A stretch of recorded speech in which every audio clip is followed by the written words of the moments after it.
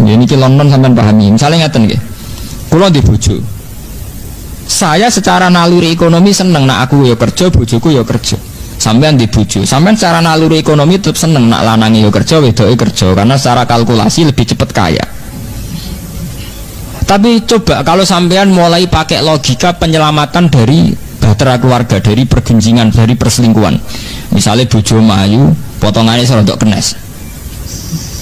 Kowe kan mikir daripada kerja sar jebedani wong pertama beda tok, sesuk tok dinti. Wes nak ngono tak kekang ra usah kerja. Terus motivasi kamu itu bukan karena otoriter, mentang-mentang wong lanang wong wedok mbok ndem ning omah, tapi krana nolak berzina. Nah kita harus bikin percontohan itu bahwa semua pelarangan kita itu lebih karena melawan perzinahan atau melawan perselingkuhan. Gampangane cara bahasa umum melawan kemafsadatan. Dan itu Islam wis diwelehno pangeran bolak-balik. Banyak orang yang memaksakan sing wedok kerja, TKW ning Arab Saudi sing hamil pirang-pirang, ning Malaysia sing dianiaya pirang-pirang. Itu cara kula alamat ke pangeran bahwa ketika kita memberi hak wanita ternyata tidak lebih baik. Nah, tadi ning TV berita TKW dilecehkan ning Arab Saudi, ning Malaysia, ning Singapura pirang-pirang. Itu tadi hero Islam kita ini sudah minim sekali. Apa susahnya sih ngakui bahwa Islam itu anti zina? Apa susahnya? Sehingga kita meroteksi seorang istri bukan karena otoriter, tapi karena kita melawan perzinahan atau potensi perzinahan. Misalnya tidak sampai zina, potensinya kita lawan. Tapi ilmu ngeten pun entek ya, mereka orang sudah berpikir kapitalis. Iku ngono lanang wedok kerja cepet sugih. Dek lah muga kowe melok kerja cepet sugih. Nah, itu kan terus logika ini kapitalis. Tapi tetap cemburuan repot kan. Ngongkon kerja untuk hasilnya akeh tapi sing lanang tetep cemburu ya akhirnya uring-uringan. Telepon SMS besok sapa Dek? Sing ngongkon kerja ya sapa saiki di relasi SMS-an kowe curiga. Sing ngongkon ya sapa? Ya itu kan dipek menangi dhewe, duwe gelem nampa, curigane jalan terus. Bareng uring-uringan kono relasine akeh, pegat to Mas. Wong lanang ora ketok lara. Relasi kadung akeh, luwih prospek. Ya kok sampai nak ndelok tulisan-tulisan versi wong sekuler. Nak darani pondok itu monarki kecil. Berhubung kiai iku ora dadi raja, dia bikin monarki kecil. Di mana monarki kecil itu pesantren. Pak kiai sebagai raja nyatane santri yo nyucup yo diluk tenan dikongkon yo nurut. Itu bikin kerajaan-kerajaan kecil. Sehingga dengan image demikian kesane kiai kan otoriter, dipek menangi dhewe. Lho gue jegrang wong yo diluk. Anggap sithik kesel njuk pijet. Ngongkon ngalor ngidul, engko urusan politik yo fatwa sepihak. Loh, ketika dianalisis dengan demikian kiai kan kita elek itu karena terus ditulis oleh mereka bikin monarki kecil, kerajaan. Nah, sampean takono cah, pemikiran model Cahyain nak darani pondok itu sistem monarki kecil ora kok. Pondok itu satu komunitas di mana di situ ada hukum sosial, santri yang kurang mangan mbek kiai yang kurang dipakani santri ini. Orang ngono, oleh ngamati gak ngono. Padahal faktanya kan begitu loh. Kiai mbek santri kan wong latihan urip tamak bareng-bareng ngaji ngono tok. Kadang kiai ini radine beras dikei santrine, kadang santrine sing kere isane mangan dikei ya ini, kadang tepahan wae pilkada rada makmur kan tok.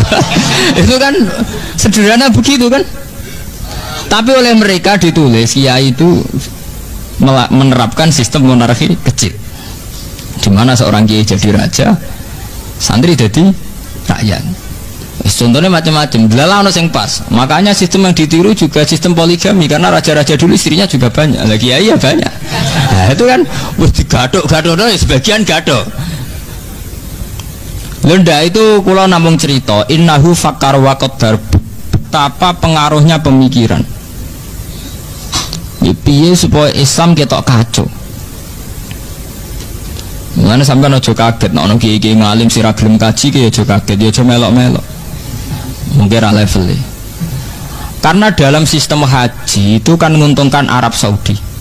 Yono sing cara berpikir untuk menunjukkan bahwa Islam itu murni. Mulane Rasulullah piyambak ora tau majibno kaji, ngger majibno kaji ditambahi manis tato ilai sabila sing mampu. Sesuai dipahami. Nah kok enak kon kaji ini Mekah bin Muhammad Badi. Dan itu pernah terjadi. Saat kiblat madhep teng Ka'bah Niku komentar wong Yahudi nggih ngoten. Muhammad itu PP asli Mekah ya, terus kiblat pindah ning Ka'bah. Mergo dekne asli Mekah. Sakjane Muhammad tuh ngerti nek kiblat tertua ya ning Palestina iku mergo bapake wong Palestina Ibrahim. Mestine ya madhep ning Baitus Sokhra ning Palestina. Lan saya qulu subhanahu nas ma wallahum an qiblatimu lati kanu alai. Muhammad tuh piye to? Kiblat to digedolanan. Kok Kanjeng Nabi nate 16 wulan madhep teng Baitul Maqdis. Mergo kiblat tertua. Suwe-suwe be Allah kan madhep teng Ka'bah. Malah perkara kan.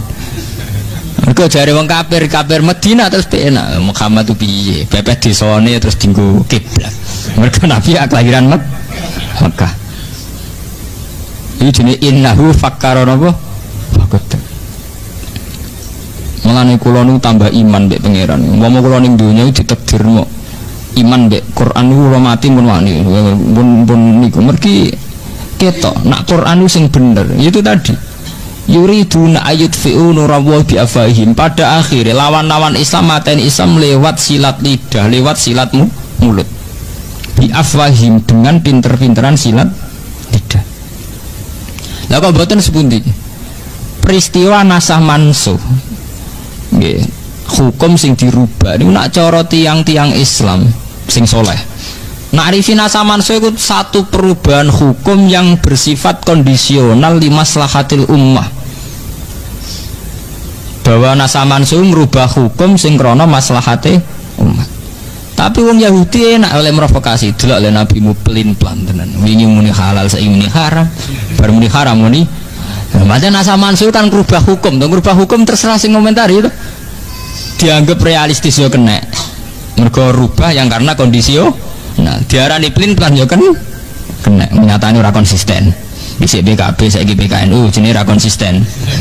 Tapi karena jare sing seneng kan, iku jenenge kiai realistis, sadar kondisi yang berbeda yang mengambil sikap yang berbeda.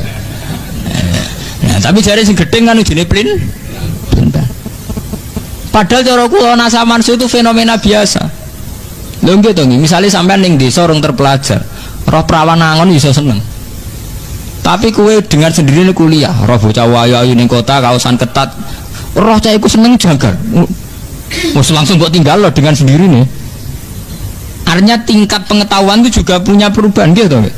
Sampean zaman ning desa orang terpelajar, roh ketemel yo enak weteng gak loro. Roh sambel yo enak weteng mlaro. Tapi ketika sampean kuliah, nak KFC gak doyan, sambel yo terus weteng loro. Senengem yo cewek-cewek sing model, sing gaul.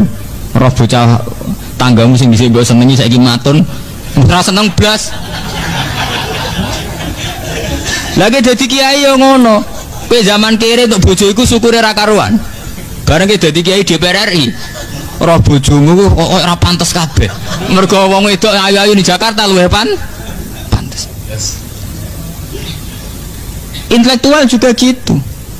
Kowe zaman dadi kiai lugu, wiridan istighfar iku iso nangis. Wiridan apa saja iso talazzubillah. Tapi ketika kowe dadi kiai modern, itu beda meneh. Cara berpikir sudah beda.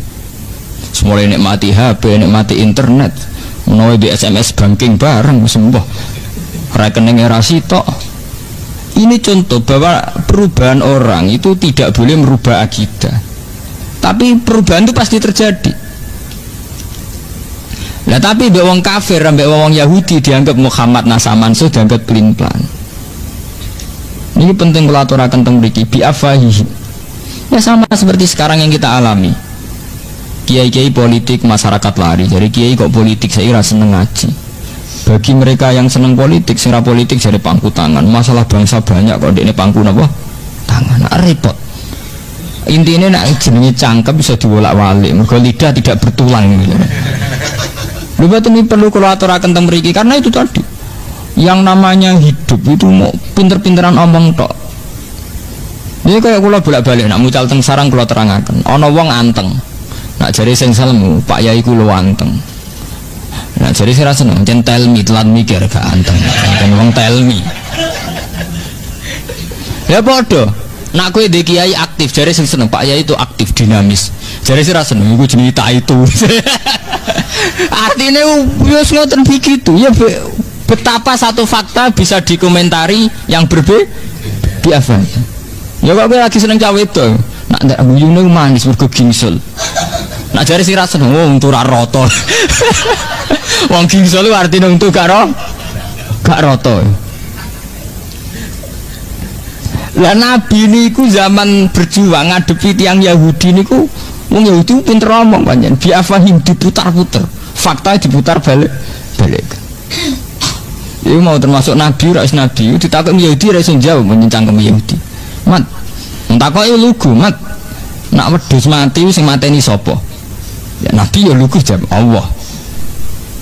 Agamamu aneh, Mat. Aneh piye lah. Sing dipateni Allah langsung malah haram. Sing dipateni liwat tangane manusia sing berlumuran dosa malah halal. Kudune sing mati langsung luwih halal, Mat. Itu kan sentuhan Allah langsung. Orisinil. Lah nak lewat tangane manusia kan wis penuh dosa. Aneh, Mat. Agamamu aneh, Mat. Piye dadi mungkin nggak cukup pinter biasa sih pinter molak-malik fakta pemenang sing perkarane sing sensitif malah pinter meneh kok menyangkut kiblat. Nabi nate sholat madhep Baitul Maqdis pindah ning Ka'bah. Lah Nabi madhep ning Ka'bah ya lucu pas ning Madinah ning perantau delok le Muhammad tuh. Ndekne kangen-kangene dhewe desane kok terus digo urusan agama. Dadi madhep Ka'bah itu dianggap Muhammad tuh kangen-kangene dhewe desane kok terus digo urusan agama. Piye to karepe cah iku piye? Kuwi jenenge bi'afaim. Agama akan dirusak lewat mulut-mulut, lewat silat lidah. Ya begitu terus. Ya mulane ngendikane ulama-ulama hakikat, wong kok percaya ambek omongan niku bintu-bintune wong. Mergo omongan iso putar. Mulane ana kiai sing ekstrem nek omongan sengak, cara kula sebagian nggih setuju. Mergo wong omongan niku cek alus ora kena dipercaya. Ya nek bicara piye? Misale kita tersinggung. Misale kiai sepuh ape mugi mbah kula jenengan dongakno husnul khotimah. Apa aku duwe potongan husnul khotimah? Lah terus apa kan elek kabeh. Apa udah potongan sul khotimah nganti mbok dumakno husnul khotimah. Misalnya kita salami tembak 20 mbok anggap kiri to nganti mbok kei 20. Wong ngekeki kemungkinane kan loro to. Nganggep ke buta. Lah artinya nak nganggo potensi sing pertama kan elek tuh. Posisi dikei kan elek. Lha iku zaman Nabi ki ngoten. Sebab niku Quran bolak-balik cerita bahwa Islam yang membunuh Islam itu bukan perang senjata tapi bi'afwahi. Kalau gak ada cerita menarik nih, zaman A'agim poligami. Ya A'agim terkenal nih. Poligami itu saya punya kenal wartawan Islam, termasuk wartawan soleh, dia orang baik. Itu kan langsung jatuh. TV 5 tidak pakai semua. Biasanya buat dino raine A'agim. Saya ini kan raine A'agiman. Yang menarik kan langsung sana ini buatan A'agim tapi no A'agiman A'agimi gitu itu cerita teman saya itu saat media mengadili poligami bahwa poligami itu sesuatu yang tidak benar melahirkan ketidakadilan bukti bahwa maniak seks dan sebagainya itu kalau A'agim yang jatuh itu sepele sekali karena A'agim hanya seorang kiai seorang mubalik. Tapi logika menjorokkan poligami itu yang rugi umat Islam karena kebetulan Muhammad itu berpoligami.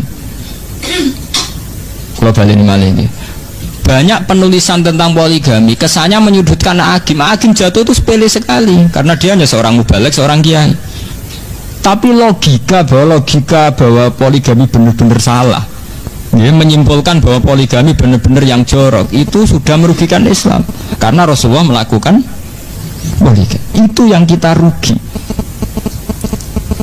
Segampangan itu mau pinter-pinteran permainan untuk menyudutkan Islam, tapi gak ketara kesana yang diadili poligami. Sebetulnya yang tertulis di situ adalah logika-logika betapa salahnya poligami. Artinya secara umum di situ akhirnya tertulis di berbagai media massa betapa salahnya logika poligami. Sementara Nabi semua poligami, Nabi Ibrahim ya poligami, Nabi Muhammad poligami. Ya bi'afahim, poligami tidak dianggap nulung wong wedok tapi dianggap bukti hiperseks yang berlebih. Padahal zaman Nabi sampean tahu sendiri banyak perempuan sing lanang mati demi Rasulullah dan banyak yang dinikahi Nabi umurnya 54 sudah papat. Kalau krono seks lah apa rabi wong tuwek ya. Ya memang ada di antara sing ayu paling Zainab, Aisyah kena dihitung liyane tuwek-tuwek. Wong Sauda terkena wireng bunder tuwa. Wong sampai ketika ana ayat hijab turun niku Sayyidina Umar ngenyek. Kowe iku ora usah nganggo hijab. Selain serana wong menarik ki nganggo hijab lah tetep ketara nak innaki la Sauda. Tetep ketara kan nek Sauda. Kok bundere wis ketara. Umar iku sing sahabat wae imane ngenyek mbek Sauda. Sauda iku ana ayat hijab nganggo hijab. Wong wis gak menarik bunder tuwek glundung. Dinya Mbak Umar, kowe ora usah nganggo hijab. Kowe nganggo hijab lah tetep kewenangan nak kowe Sauda. Mergo postur tubuh. Lah umpama Nabi poligami krana seks lha apa poligami Sauda bareng. Nah Hakim mak bener, iku mantan Pragawati jeneng ayu, iku normal iki sik bener banget. Ya Hakim ya sadar nasa mansul, paling dekne pikirane kan. Pulau terkenal duwe akeh, bojo rapati ayu kan rugi dekne. Apa artinya terkenal kamu mati hidup? Ya kan sah saja. Ya kan normalnya itu. Sing ra normal kan sira payu rabi ini. Tapi sing jelas ya, permainan media sampean harus tahu itu tadi. Kata teman saya itu mengingatkan saya, sebetulnya gini Pak Bah, saat hakim yang jatuh karena poligami itu tidak masalah. Ya hanya seorang hakim. Ya hanya seorang hakim. Tapi kemudian logika poligami begitu salah, logikanya begitu jorok, begitu tidak manusiawi. Itu yang kita rugi karena kebetulan Rasulullah berpoligami. Sebab itu terus ramai tulisan yang bela poligami lah. Repotnya sing bela pancen duwe karep poligami ya kan padha repotnya kan.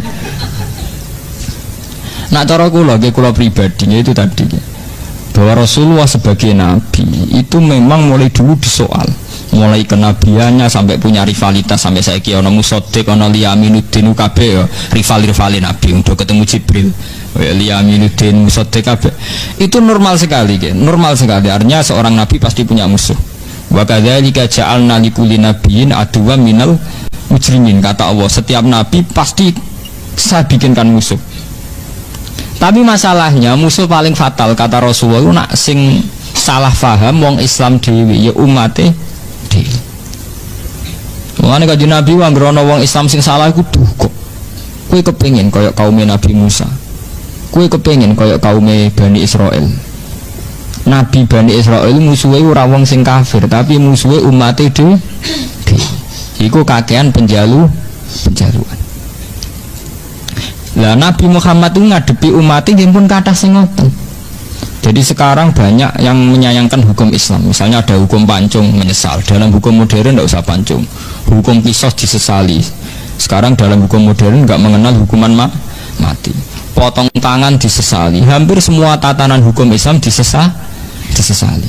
Saiki seengkek sawangane nyesali potong tangan, nyesali hukum qisas, nyesali hukum pancung.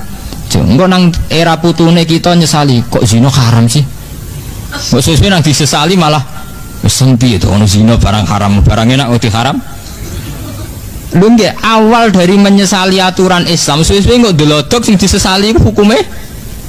Saiki kan sing disesali itu tadi kayak gerakan feminisme. Ini kalau cerita intelek ya.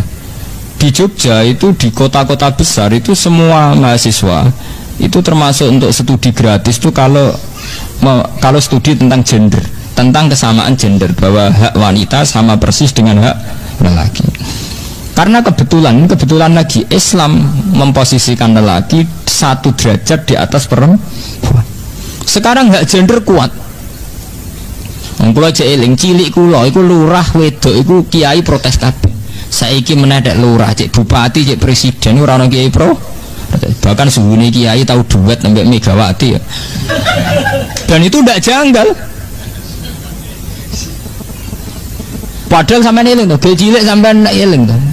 Ini takono Mbah Sakur sing sebut. Riyen lurah wedok ora kiai setuju mboten, Mbah? Mboten. Saniki mulai bupati sampai presiden sampai karena apa? Isu yang digulirkan mereka kesamaan gender, gerakan feminisme itu kuat sekali gerakan yang mensejajarkan wanita dengan lelaki kuat sekali sehingga umat Islam sudah teracuni pikirannya. Tidak masalah presiden lelaki atau perempuan, tidak masalah bupati lelaki atau perempuan, tidak masalah. Sesuai yang nuntut kalau lelaki boleh poligami kenapa perempuan tidak? Saya pertanyaan ini seminar-seminar, yang butuh variasi seks kan hanya lelaki, perempuan juga bu. Terus-terusan dulu itu kabeh kan. Suwe-suwe sedang dikaji kemungkinan istri atau nopo perempuan punya hak talak. Hak talak kok lelaki tok, gak adil. Nak sing lanang ra karep bisa megat, nah sing wedok ra doyan sing lanang kok ora iso megat. Mulane kula pribadi, kula nak sering tahajud mbek pangeran, sing marai kekacauan ini termasuk para kiai, kita sendiri. Yaitu tidak bikin percontohan Islam yang baik. Kita hanya berpegang sama hukum fikih. Kula wani sowan pangeran ketemu ngeten wani. Saya bersumpah berani ketemu Tuhan begini saya berani. Artinya ngeten lho nggih. Cara hukum fikih, rungokno niki, cara hukum fikih, hak talak memang hanya pada suami. Ar-rijalu qawwamun 'alan nisa. Hak talak juga diberikan hanya pada suami. Tapi kita ini masalah protes. Kalau tak cerita, ini cerita ilmu intelek ya, cerita ilmiah. Awal daripada tolak, piye wae iku ada ketidakpuasan baik suami pada istri atau istri pada suami. Sehingga andekan keluarga itu mawaddah warahmah itu tidak terjadi tolak. Sebab itu Nabi ngendikan abghadul halal ilallah at-tolak. Tolak itu halal tapi abghadul, sesuatu yang sangat dibenci Allah adalah tolak. Jadi halal tapi dibenci Allah. Karena tolak itu masalah sensitif. Sampai naruh rasanya di anak wedok sing lanang gak kebenaran. Kowe ora bingung. Ndak hanya orang sekuler. Kiai-kiai lah di anak wedok sing lanang gak kebenaran ya bingung. Wong sing anake ra iso megat. Nuruti tetep bojone lara kabeh. Yang menyesali ini tidak hanya wong Jawa, wong Islam lah nak tepaan di kasus ya menyesali. Saya berkali-kali bilang di seminar, tidak hanya kamu yang protes itu. Andaikan saya punya anak putri dan dikawin sama orang yang tidak kebenaran, saya juga akan ingin talak. Cuma saya tidak akan mengatakan bahwa Islam tidak adil. Ini wow lewat cara khulu, bahwa perempuan boleh mengajukan talak, cara Jawa lewat rafa.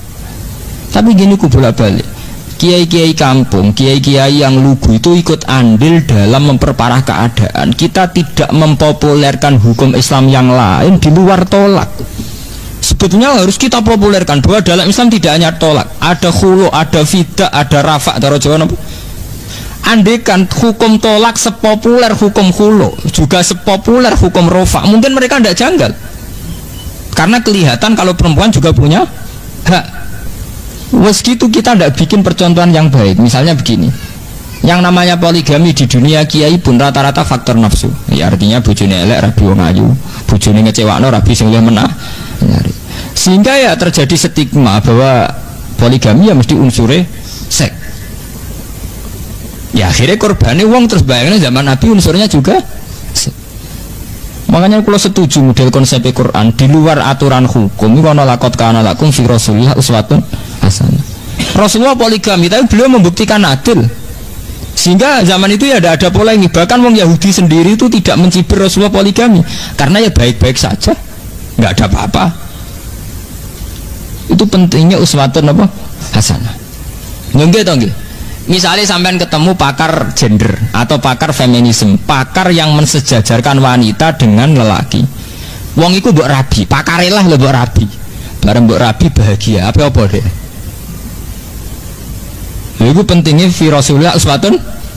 Orang yang protes aturan itu ternyata dia bahagia di bawah naungan kue. Apa deh? Mas nak cara aku, wong wedok di hak tolak. Iya di hak tolak. Tapi dia ini bahagia nih. Haknya ra dinggo ta tetep. Dia baik-baik saja. Ini pentingnya uswatun hasanah, bahwa di luar aturan hukum kita ini harus punya perilaku yang sehat. Karena dengan perilaku yang sehat ini Islam terselamatkan. Kalau kita hanya main hukum, misalnya wong lanang penggaweane megat, wong lanang duwe hak otoritas ning gone perempuan, ya ndak ada selesainya. Gak buatin paradoks semudik. Ketika hak nafkah itu diberikan sama suami, akhirnya sing lanang ra kodak nafkah, sing wedok dadi TKW, kerja ning Arab Saudi, ana sing mulai hamil macam-macam, kerja ning Malaysia untuk aniaya majikan dan sebagainya. Yang salah siapa? Tokoh feminin gak siap menjawab itu, katanya itu kecelakaan sosial. Padahal masyarakat kita ini sudah siap melihat perempuan yang kerja, tapi ketika diperkosa ngalami ngono mereka tidak siap. Makanya sebetulnya kita kulo sak jenengan senten sing ngaji kulo kudu wani bersumpah demi Islam kita menjelaskan sesuai akidah Islam. Misalnya begini kulo terangkan Islam itu anti perzinaan, anti pemerkosaan, sehingga perempuan yang kerja di luar atau yang berpotensi diperkosa atau dilecehkan seksual itu diharamkan. Sebetulnya pengharaman ini dimulai dari karena Islam anti zina, anti perkosaan. Sebab itu semua potensi yang mengarah ke sana kita tuh tutup. Tapi kita ini kan kita juga bikin percontohan yang jelek, ngiranya bahwa lelaki menguasai perempuan, bukan anti perzinaannya itu. Ini London sampean pahami. Misalnya ngeten nggih. Kula di bojo. Saya secara naluri ekonomi seneng nak aku ya kerja, bojoku ya kerja. Sampean di bojo, sampean secara naluri ekonomi tetap seneng nak lanange ya kerja, wedoke kerja karena secara kalkulasi lebih cepat kaya.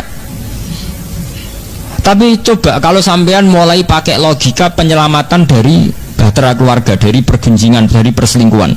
Misalnya bojo mayu, potongannya serodok kenes. Kowe kan mikir, daripada kerja sar dibedani wong pertama beda tok, sesuai tok dinti. Wes nang ngono tak kekang ora usah kerja. Terus motivasi kamu itu bukan karena otoriter, mentang-mentang wong lanang wong wedok mbok ndem ning omah, tapi krana nolak berzina. Nah kita harus bikin percontohan itu bahwa semua pelarangan kita itu lebih karena melawan perzinahan atau melawan perselingkuhan. Gampangannya cara bahasa umum melawan kemafsadatan. Dan itu Islam mesti diwelehno pangeran bolak-balik. Banyak orang yang memaksakan sing wedok kerja, TKW ning Arab Saudi sing hamil pirang-pirang, ning Malaysia sing dianiaya pirang-pirang. Itu cara kula alamat ke pangeran bahwa ketika kita memberi hak wanita ternyata tidak lebih baik. Nyata ning TV-TV berita TKW dilecehkan ning Arab Saudi, ning Malaysia, ning Singapura pirang. Itu tadi hero Islam kita ini sudah minim sekali. Apa susahnya sih ngakui bahwa Islam itu anti zina? Apa susahnya? Sehingga kita meproteksi seorang istri bukan karena otoriter, tapi karena kita melawan perzinahan atau potensi perzinahan. Misalnya tidak sampai zina, potensinya kita lawan. Tapi ilmu ngeten pun entek ya, mergo orang itu sudah berpikir kapitalis. Iku ngono lanang wedok kerja cepet sugih. Dek lah muga kowe melok kerja cepet sugih. Nah, itu kan terus logikanya kapitalis. Tapi tetap cemburuan repot kan. Ngongkon kerja untuk hasilnya akeh tapi sing lanang tetep cemburu ya, akhirnya uring-uringan. Kowe telepon SMS mbek sapa, Dek? Sing ngongkon kerja ya sapa, saiki di relasi SMS-an kowe curiga. Sing ngongkon ya sapa? Ya kan dipek menangi dhewe, duwe gelem nampa, curigane jalan terus. Bareng uring-uringan kono relasine akeh, pegat to Mas. Wong lanang ora ketok lara. Relasi kadung akeh, luwih prospek. Misalnya kanca dagange maco kowe mau klunak-klunuk, lho mboten iki perlu kula terangaken mriki bahwa Islam itu dirusak bi afwahi. Itu tadi. Para gerakan feminisme itu melihat Islam itu agama yang otoriter, di mana memperlakukan wanita kayak budak, memperlakukan wanita tidak punya hak-haknya. Ironisnya umat Islam sendiri menterkenalkan tolak itu jauh di atas terkenalnya khulu dan rafa. Sehingga kesannya dalam Islam itu hanya ada nikah dan tolak, dan itu semua pada suami atau kaum lelaki. Mungkin itu manjen ngumuri tenan gitu. Mulane kula setuju konsep Kanjeng Nabi. Kanjeng Nabi nak ngendikan wong sing nutupi ilmu iku sok ben uljima bil jamin minan nar, sok ben dibuwonto ning neraka. Engko termasuk awale Islam citrane elek mergo sebagian ilmu Islam ditutupi. Wong lanang kiai rata-rata lanang tuh kan gak siap dek nerangno. Wong lanang duwe hak tolak telu. Tapi wong wedok duwe hak khulu. Nerangno seimbang ngono terus. Kue kecewa mbek bojo iso megat, bojomu kecewa mbek kowe iso khulu. Bulan-baleni sesuai khulu seterkenal lo. Tolak. Tapi kan ora siap nerangno, waduh. Engko kono kecewa sithik-sithik kecewa rapak loro aku. Jadi ya bolak-balik ya di kepentingan. Dene nerangno ora pati nerangno khulu iki di kepentingan. Padahal ning Quran pas bakat tolak itu jelas. Atolaku marotan fa imsakum ma'rufin aw tahrisum aw tasrihum. Ini terusannya ayat iku fi maftadat bi. Dadi apa indona ya ki mahududwa fa in lam yamdu fala junaha alaihima. Ayat roja indona ya ki mahududwa itu ayat roja itu kan ditutup fi maftadat bi. Fima ing dalam perkara iftadat kang lakoni fidak tebusan sapa wedok bi iklan mak. Terus dikenal ning fikih jenenge hukum khulu. Ning Jawa dikenal hukum rafa. Jika suami istri merasa tidak bisa menunaikan tugas-tugas sebagai suami istri, itu perempuan selagi diberi hak tolak, si perempuan diberi hak khulu. Ya karek peminate sapa pertama nih sing duwe inisiatif megat. Nak sing inisiatif lanang disebut tolak, nak inisiatif sing wedok disebut hulu. Sebenarnya kan sebanding kan, gitu. Nah tapi kan yang kita terkenal kan hukum tolak tok, akhirnya sepi. Malah kalau setuju kawin cara kula dadi menteri agama itu kawin tak wajib notan maca taklek. Ya taklek kesuwen ana 2 tahun nafkah lahir batin. Cara kula sak wulan karo wulan. Ben jelas ya. Ajur-ajuran nak lah. Mergo gini ku. Citra Islam terhadap feminisme, terhadap menghormati hak wanita itu sudah hancur total. Mboten niku kula cerita tenan. Nah, ironisnya wanita-wanita kota, perempuan-perempuan kota itu sudah yakin sekali bahwa Islam yang menyangkut feminisme itu harus ikut paham feminisme, paham di mana wanita sejajar dengan lelaki. Ya akhirnya mereka nyaman saja jadi pegawai bank, jadi pegawai apa. Ya memang tidak haram, saya yakin itu tidak haram, ya nggak apa-apa. Tapi masalahnya kemudian tidak janggal ini, nggak janggal bahwa ini melahirkan efek ini wow. Efek potensi perselingkuhan ya, potensi lah, tidak harus terjadi ya, potensi ini jadi agak biasa saja. Padahal sing jenenge perselingkuhan perzinaan kayak apa antinya Quran, innahu kana fahisata wa sa'ana sabila. Gimana nih nak cara fikih kados mu'in nonton pun lunak, fikih mu'in pun sae kados paham ini pun lumayan. Perempuan itu tidak wajib haji kecuali ada mahramnya, atau tidak disertai mahram tapi ma'anis watin kasiroh sikotin bareng sekelompok pasukan wanita. Saiki lah itu ujung-ujungnya mbok sitok karena potensi perzinaan perselingkuhan adalah khuluwah persepen 4 mata lelaki mbek perempuan. Nah, kula pribadi gak ada pendapat. Sebab itu misalnya sampean di anak wedok ayu kerja ning pabrik tidak sebagai sekretaris utawa PRT itu lebih baik ketimbang jadi pembantu rumah tangga karena sering terjadi khuluwah mbek majikan. Lah anak kerja ning pabrik rak di depan umum, misalnya jam 8 sampai jam 4. Mana cara kula wong wedok sing dadi kondektur bis iku luwih halal timbang dadi PRT, mergo di depan umum. Lho bis sing numpak bis sak mulai wong hidung belang, wong tukang zina, wong soleh ana kabeh. Tapi orang tahu tuh hingga kini wong do ngambung ndur bis. Piye wae di depan umum termasuk proteksi, termasuk nyelamet. Lho gitu. Kemungkinan perselingkuhan di depan umum kan kecil, kecuali sebenarnya ana ira edan wis ora ana wong koyo wedhus kabeh. Tapi kalau di khuluwah 4 mata itu jari Kanjeng Nabi ora ana wong wedok kumpul wong lanang wong loro ila seton salis huma, kecuali ketiganya napa setan. Iku wong saleh wis rubah. Wong gambarane itu seperti yang digambar Al-Qur'an yang Nabi Yusuf walaqad hammat bihi wa hamma apa? Ya jenenge sak omah. Pertama ya gak menarik suwe-suwe anane iku kan. Nah, sampai istilah walaqad hammat bihi ya mergo sak omah. Hal yang tidak terjadi pada orang fasik sekalipun kalau di depan kan kula nu sering gadah saran harusnya kayak Muhammadiyah, NU, semua ormas Islam menyarankan kalaupun wanita terpaksa kerja itu disarankan di tempat-tempat umum, misalnya di pabrik. Nah, tapi wong Jawa malah nganggep kondektur bis iku aib. Misalnya cawe itu dadi kernet itu aib. Nah, cara kula lumayan iku timbang dadi ya sekretaris pribadi utawa apa luwih riskan kan. Potensi riskannya parah mana? Enggak. Paham ya? Di sana ini mulai tinggi ya, hukum meniki kalau peringatakan aturan-aturan Islam bahwa perempuan harus keluar sama mahram atau ma'aniswatin sikotin atau bareng kelompok apa? Perempuan. Maksud kula ngeten ya. Selama ini ilmu-ilmu begitu ini kita anggap rutinitas, kita ngaji mu'in tahu ilmu itu, ngaji wahab ilmu. Sebetulnya ini ilmu proteksi, ilmu untuk menjaga diri, kehormatan perempuan. Karena secara faktual orang-orang yang di bis di terminal asal pas rame-rame nyatanya tidak ada perkosaan, tidak ada perselingkuhan.